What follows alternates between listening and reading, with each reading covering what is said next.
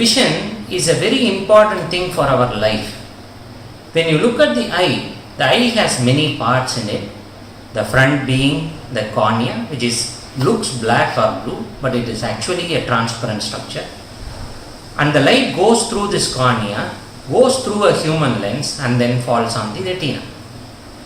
The retina is a very big structure that corrects almost 70% of the inner surface of the eye. But which area of the retina is the most important?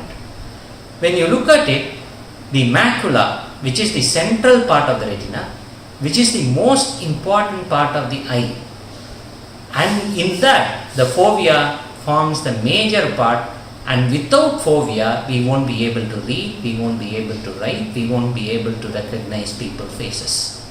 Such is the importance of fovea in the macula. The next week is macula week. When we age, because of regular wear and tear, the retina, especially the macula, becomes weaker and weaker. This process of weakening of the macula over a period of time is age-related macular degeneration.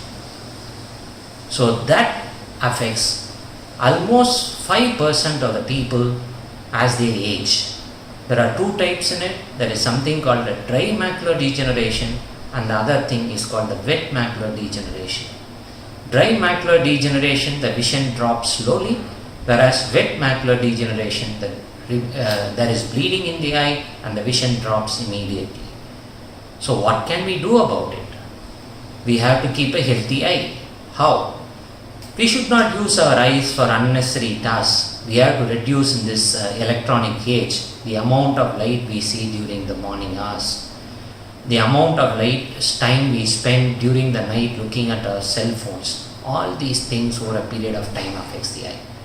Healthy diet is one of the most important ways by which we can keep the macula healthy. Healthy diet means a lot of leaves, a lot of vegetables, a lot of fruits, and thus we can keep the macula happy.